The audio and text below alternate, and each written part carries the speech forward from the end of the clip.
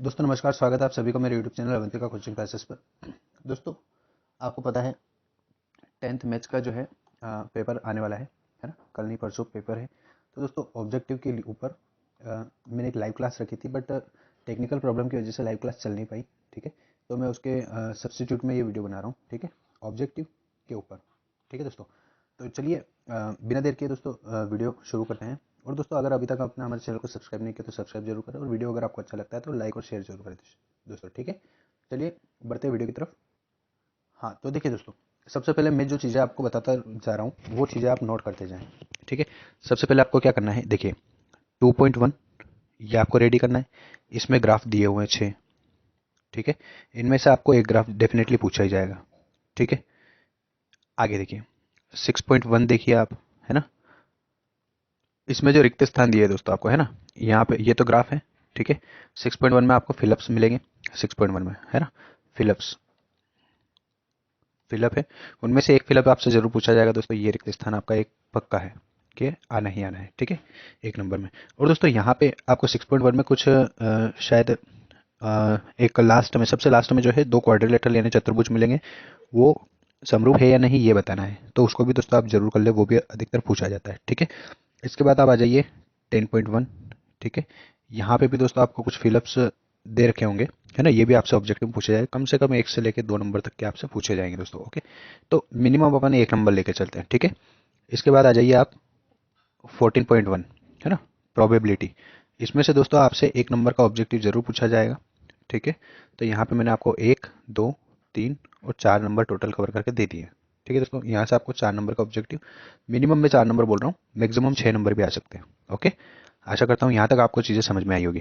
ठीक है, आप चाहे तो इसका स्क्रीनशॉट लेते रहें या फिर इन्हें नोट करते रहे दोस्तों। ओके, तो ये सारी चीज़ें आपको जरूर करना है। ठीक है, आगे बढ़ते हैं। देखिए अब दोस्तों आपको वापस 6 चैप्टर पे चलना है ना। 6 पार्ट, 6 पार्ट में आपको एक तो थेल्स प्रमेय याद करना है। थेल्स प्रमेय यानी थेल्स थ्योरम, थेल्स थ्योरम आपको याद करना है। इसके बाद एक अपोजिट ऑफ थेल्स है ना, मतलब थेल्स का ही अपोजिट, अपोजिट थेल्स मतलब थेल्स का विलोम। थेल्स का विलोम आप जरूर कर लें। ठीक है, ये भी बहुत बार पूछा हुआ है। इसके बाद आपको करना है दोस्तों पाइथागोरस प्रमेय, है ना। पाइथागोरस प्रमेय वहां से मिल जाएगा दोस्तों आपको बुक में, है ना, यानी PGT, है ना, पाइथागोरस थ्योरम। इसके बाद दोस्तों आपको करना है समरूपता की शर्तें। ठीक है, समरूप त्रिभुजों की शर्तें आपको करना है दोस्तों। ओके, यानी कंडीशन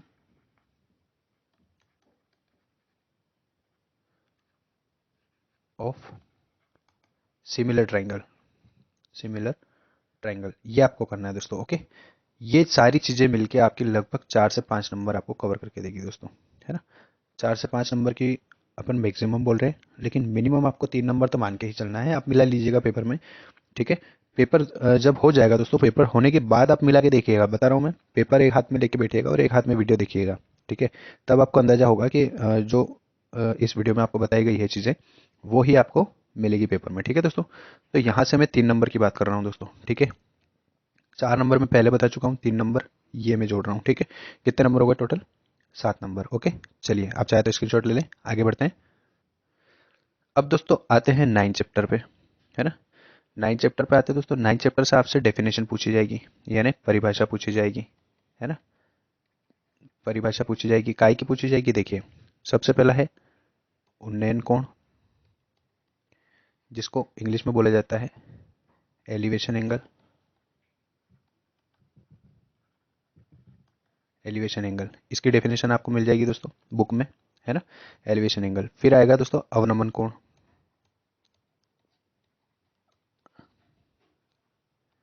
डिप्रेशन एंगल,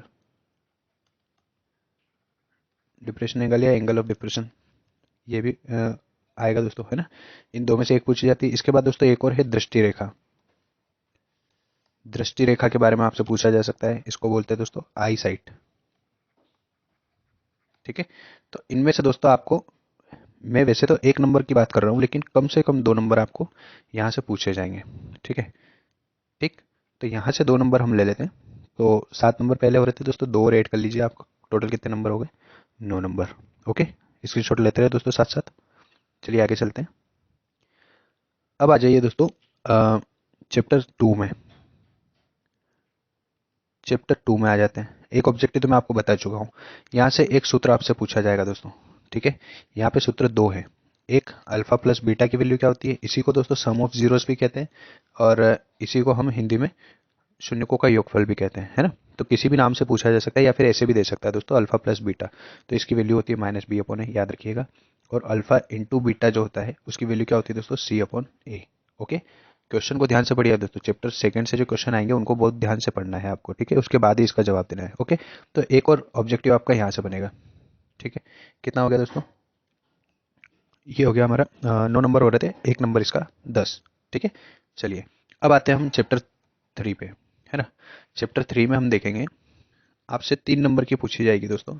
मतलब एक तो 2 नंबर का सवाल आएगा और 1 नंबर का एक फॉर्मूला पूछा जाएगा, ठीक है। 3 नंबर में आपने देखा होगा वो टेबल, है ना, जो सूत्र वाली जो टेबल है ना, उसमें से एक 2 नंबर का सवाल पूछा जाएगा आपसे, और एक 1 नंबर का ऑब्जेक्टिव जरूर पूछा जाएगा दोस्तों। ओके, तो ये मैं बता चुका हूँ आपको 3 नंबर, मतलब 9 पहले हो गए थे, 9 के बाद एक ये 10 और 3 13 नंबर हो गए दोस्तों। ओके, 13 नंबर की मैं चीज़ें आपको बता चुका हूँ टोटल।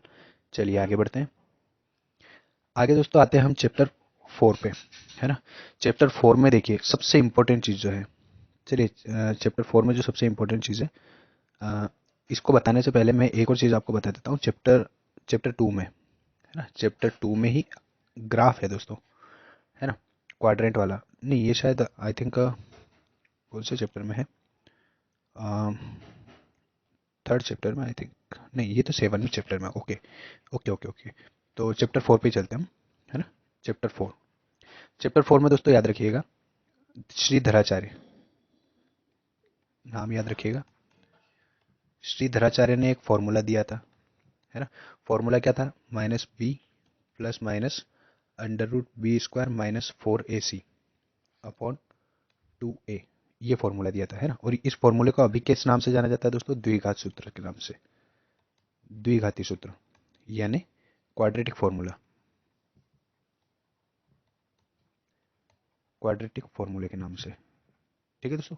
तो याद रखिएगा, श्रीधराचार्य नाम इनका, है ना।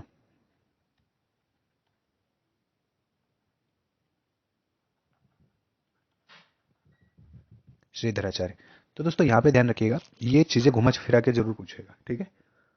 तो अभी 2023 में इसने पूछा था बोर्ड ने कि श्रीधराचार्य ने जो सूत्र प्रतिपादित किया था उसे अब किस नाम से जाना जाता है, तो उसका आंसर था द्विघाती सूत्र। लेकिन बच्चे सारे कंफ्यूज हो गए, सब कुछ छोड़ के आ गए, ठीक है।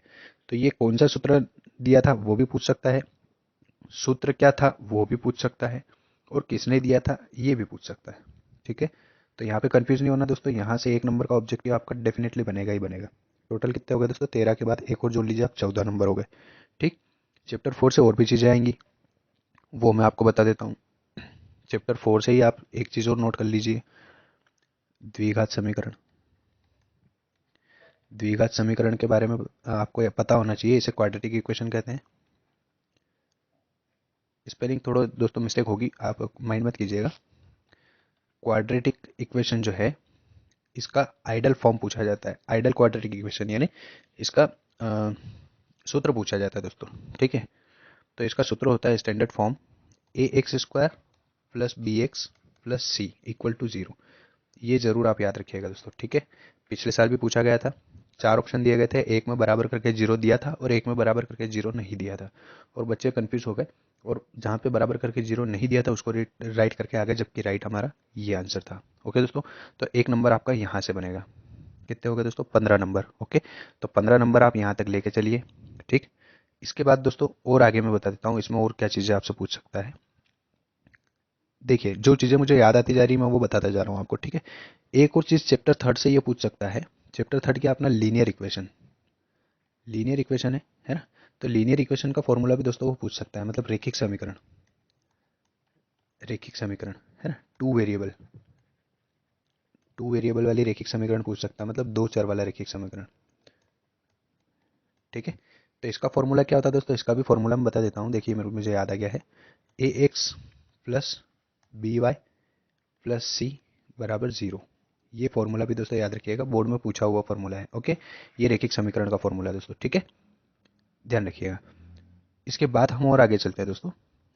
इन्हीं समीकरण से रिलेटेड वो एक चीज़ पूछेगा आपसे कि समीकरण जो है तीन प्रकार की होती है। देखिए समझिएगा इसको चीज़ को। एक होता है रेखिक समीकरण जिसको बोलते हैं हम लीनियर। एक होता है क्वाड्रेटिक जिसको हम बोलते हैं द्विघाती, है ना,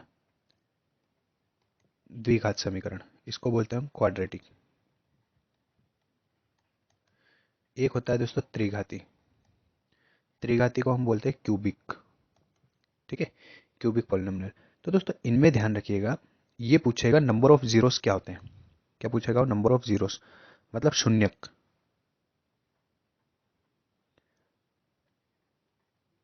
नंबर ऑफ जीरोस यानी शून्यक के बारे में वो पूछेगा दोस्तों आपसे। ठीक है, तो शून्यक याद रखिएगा। रेखिक समीकरण में घात एक है ना। इसमें क्या होता है? रेखिक दोस्तों लीनियर इक्वेशन कहते हैं किसको? जिसमें पावर कितनी होती है? इसकी पावर यानी इसकी घात कितनी होती है दोस्तों? 1 होती है। द्विघात समीकरण जो होता है क्वाड्रेटिक इक्वेशन, इसमें पावर कितनी होती है दोस्तों? 2। और त्रिघात जो होता है इसमें चर की घात कितनी होती है दोस्तों? क्यूबिक में 3। ओके, तो जितनी घातें होती है उतने ही शून्यक होते हैं। अगर ये पूछ ले कि number of zeros of linear equation, तो क्या हो जाएगा? 1। Number of zeros of quadratic equation यानी द्विघात समीकरण में कितने शून्यक होते हैं? 2। त्रिघात समीकरण में पूछे तो 3 शून्यक होते हैं। दोस्तों पूछा हुआ है बोर्ड में, याद रखिएगा। ठीक है, एक नंबर आपको यहाँ से मिल सकता है। ठीक है, मैं ये नहीं कह रहा हूँ कि डेफिनेटली आएगा, लेकिन मुझे जहाँ तक लग रहा है, अभी जो मैंने ये चीज़ बताई आपको, ये और इससे पहले जो मैंने एक फॉर्मूला बताया है रेखिक समीकरण का, यहाँ से एक नंबर तो आपका पक्का बनता है दोस्तों। ठीक है, तो आप यहाँ से 16 नंबर तक ऐड करते चलिए। अगर ये चीज़ें आपने क्लियर कर दी तो आपके गणित में 16 नंबर के ऑब्जेक्ट तो कहीं भी नहीं गए। ठीक है, चलिए आगे बढ़ते हैं। आगे दोस्तों 4 चैप्टर में और भी फॉर्मूले हैं, है ना, तो वो भी मैं आपको क्लियर कर देता हूँ। यहाँ से आपको डिस्क्रिमिनेंट यानी डी का फॉर्मूला पूछा जाएगा, यानी विविक्तिकर। विविक्तिकर का फॉर्मूला पूछा जाएगा जो कि होता है b² - 4ac। 2023 में पूछा हुआ है दोस्तों, याद रखिएगा। कभी कभी वो उल्टा भी पूछ लेता है। b² - 4ac को क्या कहा जाता है? तो विविक्तिकर कहा जाता है, यानी डिस्क्रिमिनेंट कहा जाता है ना। इंग्लिश मीडियम वाले क्या लिखेंगे? डिस्क्रिमिनेंट, डिस्क्रिमिनेंट कहा जाता है। ओके दोस्तों, ये याद रखिएगा। फिर यहाँ से आपको मूलों की प्रकृति के बारे में पूछा जाएगा। मूलों की प्रकृति यानी नेचर ऑफ रूट के बारे में पूछा जाएगा। Nature of roots. ठीक है, तो यहाँ पे आपको डी की वैल्यू देखनी होगी। देखो डी की वैल्यू जो है वो तीन तरह की हो सकती है। कैसी कैसी हो सकती है? या तो वो जीरो के बराबर हो, या वो जीरो से छोटी हो, या वो जीरो से बड़ी हो। अगर जीरो से छोटी होगी दोस्तों तो वो क्या होगी? नेगेटिव होगी, यानी ऋणात्मक होगी। अगर वो जीरो से बड़ी हुई तो वो पॉजिटिव होगी, यानी धनात्मक होगी। और अगर जीरो हुई तो कोई दिक्कत ही नहीं है, ना तो पॉजिटिव ना नेगेटिव, तो जीरो होगी। अगर देखिए प्रकृति के बारे में हम बात करें तो डी की वैल्यू हमें निकालनी पड़ेगी इस फॉर्मूले से। ठीक है, अगर वो चेक करने की बोलता है तो, है ना। तो यहाँ पे मूलों की प्रकृति अगर पूछे तो डी की वैल्यू निकालेंगे दोस्तों उस इक्वेशन के लिए। अगर माइनस में आती है तो हम क्या लिखेंगे? अवास्तविक मूल। क्या लिखेंगे?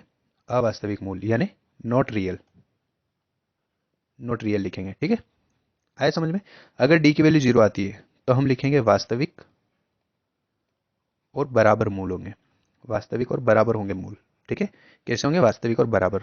अब इसको इंग्लिश में क्या लिखेंगे? Real and, real and equal. याद रखिएगा दोस्तों, रियल एंड इक्वल। ये रियल अलग है और एंड अलग है, इक्वल अलग है। ठीक है दोस्तों, अब अगर मान लीजिए अगर ये प्लस में वैल्यू आती है, जीरो से बड़ी कोई वैल्यू आती है, तो यहाँ पे हमें क्या लिखना है? वास्तविक होंगे और अलग अलग होंगे। ठीक है, इंग्लिश में अगर आप लिखें तो रियल एंड डिफरेंट। ठीक है दोस्तों, तो ये आपके मैंने चैप्टर 4 तक के ऑब्जेक्टिव आपको बता दिए। यहाँ से डिस्क्रिमिनेंट से एक ना एक नंबर आपका दोस्तों पक्का पक्का है। ठीक है, तो ये कितने नंबर होगा दोस्तों? टोटल 16 नंबर आप यहाँ से लेके चलिए। ठीक, 16 नंबर आपके, 16 शायद पहले हो गए थे तो 17 नंबर आप ले लीजिए। ठीक है, 17 नंबर हो चुके हैं, 16 पहले ही हो गए थे दोस्तों। ओके, ये 17 नंबर यहाँ से आपके पूछे जाएंगे, है ना, जिसमें एक टेबल वाला सवाल आएगा उसमें, है ना, 2 नंबर में। ठीक है दोस्तों, तो ऑब्जेक्टिव ऑब्जेक्टिव में आपको 15 नंबर के बता चुका हूँ और एक सवाल आपका 2 नंबर में आएगा। ठीक है, तो टोटल उस वो ऑब्जेक्टिव में काउंट नहीं हो रहा है दोस्तों, है ना। तो ये 17 नंबर की चीज़ें मैं आपको बता चुका हूँ। चलिए आगे बढ़ते हैं दोस्तों। अब चलते हैं दोस्तों चैप्टर 5 पे, है ना। चैप्टर 5 में हम देखते हैं, यहाँ पे भी कुछ फॉर्मूले हैं, तो वो भी आपको कंफ्यूज करके पूछे जाएंगे। अगर वो बोल देता है कि अंतिम पद का फॉर्मूला लिखिए, है ना, अंतिम पद यानी लास्ट टर्म, लास्ट टर्म का फॉर्मूला लिखिए, तो आप कंफ्यूज मत हो जाइएगा। वो फॉर्मूला ए एन का होगा। ए एन को एल भी कहा जाता है दोस्तों, याद रखिए। ए एन भी पूछ सकता है, एल भी पूछ सकता है, तो इसका फॉर्मूला क्या हो जाएगा? ए प्लस n - 1 इंटू डी, ये आपका फॉर्मूला हो जाएगा। ठीक है दोस्तों, अब अगर वो पूछ लेता है कि n पदों का योग क्या पूछेगा, n पदों का योग, इसका फॉर्मूला पूछेगा है ना, यानी सम ऑफ n टर्म पूछेगा। तो इसका फॉर्मूला क्या होता है दोस्तों, इसको बोलते हैं हम एस एन। तो एस एन का फॉर्मूला क्या होता है, n upon two, two a plus n minus one into d. ये हो जाएगा दोस्तों आपका एस एन का फॉर्मूला, और ये हो जाएगा ए एन या फिर एल का फॉर्मूला। ओके दोस्तों, याद रखिएगा ए एन ही एल है, ठीक है, लास्ट टाइम इसको एल भी कहा जाता है और ए एन भी कहा जाता है। ठीक, आए समझ में दोस्तों यहाँ तक। ओके, तो दोस्तों यहाँ से आपको एक फॉर्मूला डेफिनेटली पूछा जाएगा। तो 17 से ये कितना होगा दोस्तों, 18 नंबर। ओके, चलिए बढ़ते हैं आगे। दोस्तों चैप्टर 7 से आपको एक फॉर्मूला जरूर पूछा जाएगा, ठीक है। वो पूछेगा दो बिंदुओं के बीच की दूरी, यानी डिस्टेंस बिटवीन टू पॉइंट्स। अब वो टू पॉइंट्स कोई से भी दे सकता है दोस्तों, वो ए बी भी दे सकता है, पी क्यू भी दे सकता है ना, ए बी और पी क्यू दोनों में से कुछ भी दे सकता है, ये है ना। तो आपको याद रखना है दो पॉइंट के बीच की डिस्टेंस क्या होती है, x2 minus x one square plus y2 minus y one का स्क्वायर। ओके दोस्तों, ये फॉर्मूला आप याद रखें। पिछली बार क्या हुआ था दोस्तों, मैंने मेरी ऑफलाइन क्लास में बच्चों को बताया था पी क्यू, है ना, पी क्यू के बीच की डिस्टेंस पूछे तो आपको ये लिखना है, और वाकई ये फॉर्मूला आया भी सही, लेकिन उसने पी क्यू की जगह ए बी दे दिया, है ना। तो पॉइंट तो वो कोई भी दे सकता है दोस्तों, उसमें कोई इशू नहीं है, ठीक है। पर हुआ क्या कि बच्चे वहाँ पे कंफ्यूज हो गए। एक लड़की थी जो, उसने मेरे को बोला, मैंने कहा बेटा इसमें क्या फॉर्मूला तुमने लिखा, तो बोले सर मैंने तो छोड़ के आ गई मैं। तो मैंने पूछा कि बेटा तुम छोड़ के क्यों आई हो उसको, तो वो बोले सर इसमें क्या आएगा, तो मैंने बताया कि ये फॉर्मूला आएगा। तो सर वो बोले मेरे से, उसने मुझे बोला कि सर वो तो पी क्यू की वैल्यू है। अब देखिए तुम बच्चों का लेवल क्या है, ये पी क्यू की वैल्यू नहीं है, ये दो पॉइंट के बीच की डिस्टेंस की वैल्यू है ना। वो पॉइंट भले वो एम एन दे दे, भले वो पी क्यू दे दे या ए बी दे दे, तो आपको आंसर में ये लिखना है। ओके दोस्तों, फिर मिड पॉइंट का फॉर्मूला वो पूछ सकता है ना। मिड पॉइंट यानी मध्य बिंदु का फॉर्मूला पूछ सकता है वो, है ना, मध्य बिंदु। तो मध्य बिंदु का फॉर्मूला क्या होता है दोस्तों, x equal to x one plus x two upon two, और एक पूछेगा वो, एक तो x हो गया, एक हो जाएगा y, तो y की वैल्यू हो जाएगी y one plus y two upon two. Okay दोस्तों, यहाँ तक समझ में आया। चलिए आगे बढ़ते हैं। देखिए दोस्तों चैप्टर 8 की बात करते हैं। चैप्टर 8 में ध्यान रखिएगा, आपसे एक नंबर का पूछा जाएगा ऑब्जेक्टिव टेबल से, ठीक है दोस्तों। कितने 18 नंबर हो गए हमारा, 7 चैप्टर से एक फॉर्मूला पूछा जाएगा, 18 नंबर हो चुके हैं। अब हम इसकी बात करते हैं। देखिए टेबल से एक नंबर का पूछा जाएगा दोस्तों, यहाँ पे ध्यान रखिएगा वो अधिकतर 10 की वैल्यू पूछता है ना।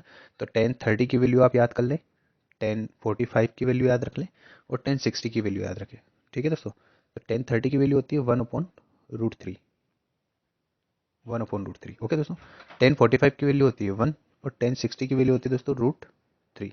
ओके, ये चीज़ याद रखें दोस्तों, यहाँ से एक नंबर आपका पक्का आएगा। ठीक, 18 और एक कितना हो गया दोस्तों, 19, है ना, 19 नंबर आपके हो चुके हैं। इसके बाद दोस्तों इस चैप्टर में टोटली 38 फॉर्मूले अलग से हैं, ठीक है, जिसके ऊपर मैंने सेपरेट वीडियो बना रखी है। मैं आपको लिंक आई बटन में दे दूंगा, यहाँ से आप क्लिक करके वो 38 ही फॉर्मूले जरूर कंफर्म कर लें, ठीक है, जिसमें आइडेंटिटीज भी है, सब कुछ है, ठीक है। तो वो जरूर देख लें। और दोस्तों अगर आप टेबल देखना चाहते हैं तो हमारे चैनल पे विजिट करें, वहाँ पे 8 चैप्टर की टेबल मैंने क्लियरली बता रखी है, बहुत ही अच्छे से समझा रखी है कि आपको याद नहीं करना है, आपको समझना है कि वो हुई कैसे, और बहुत ही आसान सी चीज़ है, ठीक है। तो चलिए यहाँ से इस चैप्टर से भी दोस्तों फॉर्मूले पूछे जाएंगे, कम से कम आप मान के चलिए 3 नंबर यहाँ से, ठीक है। तो 18 हो गए थे दोस्तों, है ना, एक नंबर मैंने इसका जोड़ा था 19, और 2 नंबर और यहाँ से जोड़ लेते तो 21 नंबर टोटल आपके हो चुके हैं।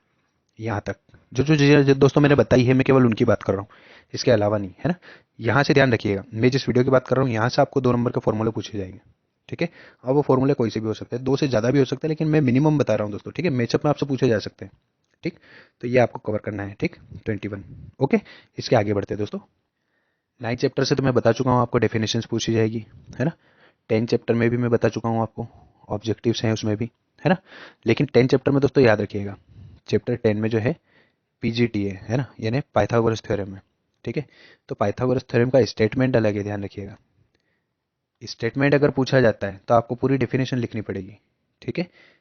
और अगर फॉर्मूला पूछा जाता है तो आपको फॉर्मूला लिखना है H square equal to B square plus P square, यानी कर्ण का वर्ग बराबर आधार का वर्ग प्लस लंब का वर्ग, अगर फॉर्मूला पूछा जाता है तो। अगर वो कथन पूछता है दोस्तों, अगर वो कथन पूछता है तो आपको पूरी रामायण लिखनी पड़ेगी, जो आपको बुक में डेफिनेशन में मिल जाएगी, ठीक है। ओके, ये जरूर याद रखिएगा। और एक दोस्तों याद रखिएगा, ये राइट एंगल ट्रायंगल जो होता है, समकोण त्रिभुज जो होता है, यहाँ से आपका एक ऑब्जेक्टिव बनेगा, क्या बनेगा देखिए, समकोण के सामने वाले भुजा को क्या कहा जाता है? तो क्या कहा जाता है दोस्तों? कर्ण, यानी हाइपोटेनस कहा जाता है। ठीक है ना? हाइपोटेनस कहा जाता है। ठीक, याद रखिएगा। एक और चीज पूछी जाएगी कि राइट एंगल ट्राइंगल जो है उसमें सबसे बड़ी साइड जो है, सबसे बड़ी भुजा कौन सी होती है हमेशा? तो ध्यान रखिएगा दोस्तों, कर्ण होती है। सबसे बड़ी भुजा जो होती है वो क्या होती है? कर्ण होती है। याद रखिएगा, ये दो ऑब्जेक्टिव में बता रहा हूँ दोस्तों, इन दो में से जहां तक मुझे पता है एक नंबर आपका मान के चलिए कि मिलेगा आपको।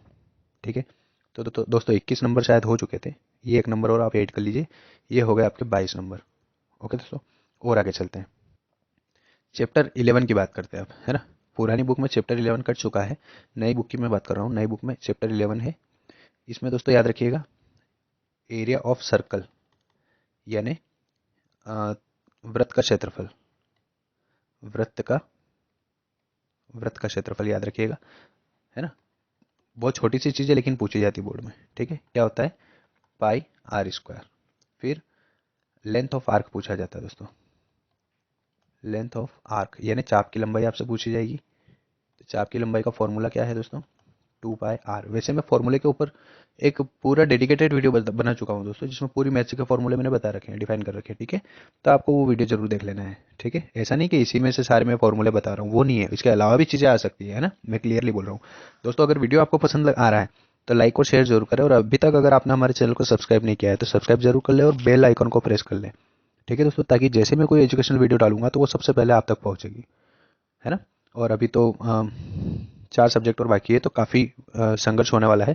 और दोस्तों अगर आप हमारे साथ मिलकर तैयारी करेंगे तो आपको, आपकी राह जो है सफल हो जाएगी, सफल तो होगी सही, और आसान भी हो जाएगी। ठीक है दोस्तों, तो चलिए ये दो फॉर्मूले आप कर लें। इसके बाद दोस्तों है एरिया ऑफ सेक्टर, ये याद रखिएगा, यानी त्रिज्या खंड का क्षेत्रफल।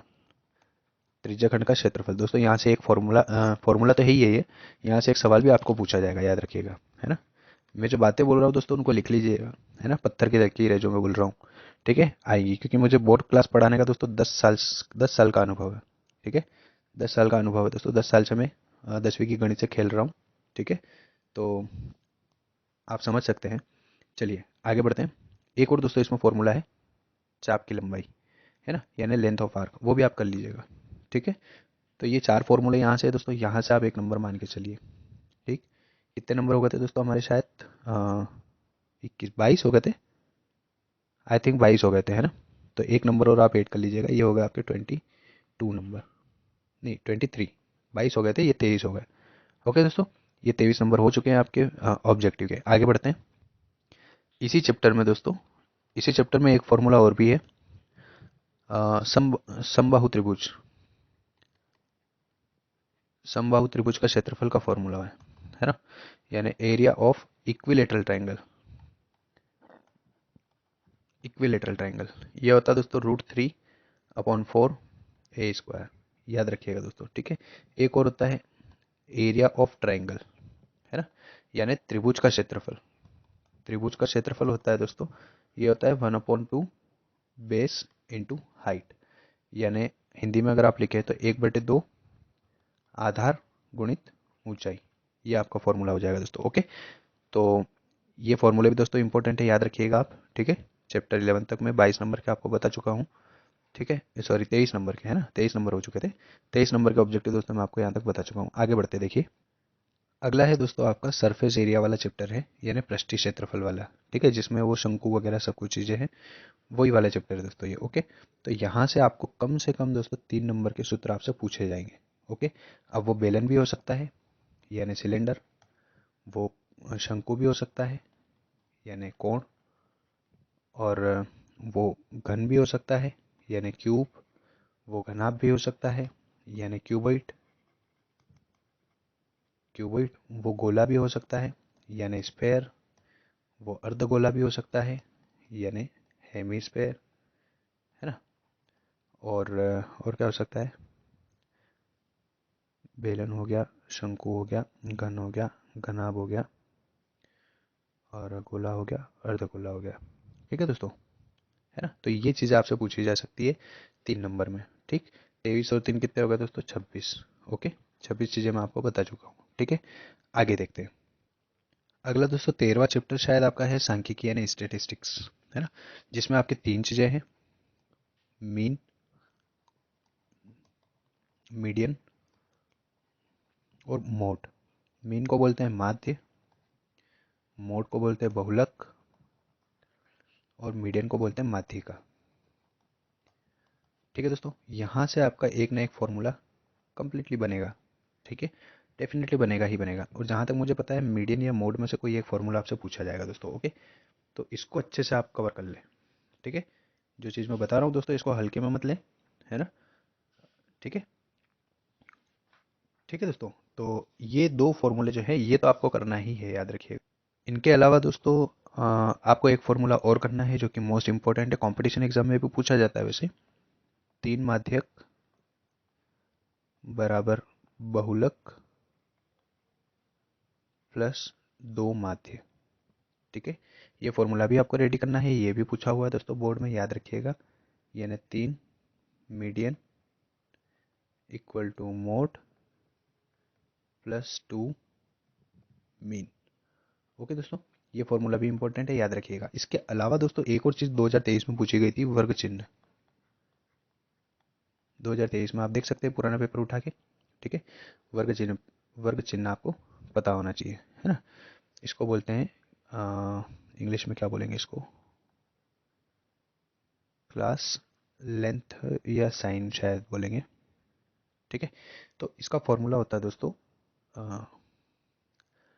Highest limit plus lowest limit upon 2, यानी उच्चतम सीमा प्लस निम्नतम सीमा बटे में लिखेंगे 2। यहाँ पे दोस्तों क्या होगा, कोई भी एक आपको वर्ग दे देगा, वर्ग दे दिया जैसे 20 से 30, है ना, इसका वर्ग चिन्ह लिखिए या क्लास साइन लिखिए, है ना, क्लास साइन। तो आप क्या करेंगे दोस्तों, इन दोनों को जोड़ दीजिएगा और जोड़ने के बाद इसको 2 से डिवाइड कर दीजिएगा। तो दोस्तों ये हो जाएगा 50/2, यानी हमारा आंसर हो जाएगा दोस्तों सिंपली 25। ओके दोस्तों, आशा करता हूँ दोस्तों वीडियो आपको पसंद आ रहा होगा, जरूर लाइक और शेयर कीजिएगा दोस्तों, है ना। और अगर आप हमारे चैनल पर नए हैं तो जरूर चैनल को सब्सक्राइब करके बेल आइकन प्रेस कर लीजिएगा, ताकि जैसे मैं कोई ऐसी एजुकेशनल वीडियो डालूंगा दोस्तों वो सबसे पहले आप तक पहुंचेगी। ठीक है, चलिए आगे बढ़ते हैं, लास्ट चैप्टर को देख लेते हैं।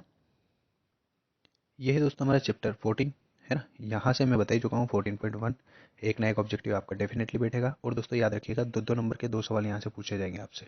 ठीक है दोस्तों, ये हमारा वीडियो लगभग लगभग कंप्लीट हो चुका है ना। और मैं आपको लगभग 27-28 नंबर समथिंग आपको बता चुका हूँ, है ना, शायद समथिंग समथिंग देखा जाए तो अप्रोक्सीमेटली 30 के लगभग दोस्तों नंबर हो गए हैं, 28-29 या 30 मान के चलिए आप, है ना। क्योंकि एक आध नंबर मैंने मिनिमम से मिनिमम भी बताया, लगभग मैं 30 नंबर का ऑब्जेक्टिव आपको बता चुका हूँ दोस्तों। ओके, है ना। इन्हीं में से दोस्तों आपको ऑब्जेक्टिव पूछे जाएंगे, तो जो जो चीज़ें मैंने बताई है वो जरूर आप रेडी कर लें, उनको अच्छे से रट लें। रटना तो नहीं दोस्तों, समझना है ना, रटी हुई चीज़ें आपको वहाँ पे जाके याद नहीं आएगी। ठीक है, ज़्यादा लोड नहीं लेना है। ठीक है, ऑब्जेक्टिव की तैयारी मैंने आपको करवा दी है। अगला दोस्तों वीडियो हमारा मेरा आएगा इंपॉर्टेंट क्वेश्चन के ऊपर, है ना, इंपॉर्टेंट क्वेश्चन। ठीक है, तो बोर्ड के मैथ्स के लिए जो भी इंपॉर्टेंट क्वेश्चन है दोस्तों, बहुत ही लिमिटेड क्वेश्चन मैं आपको बताऊंगा, और उन्हीं में से आपके पेपर में क्वेश्चन बैठेंगे। ओके दोस्तों, तो चलिए विदा लेते हैं, वीडियो काफ़ी लंबा हो चुका है।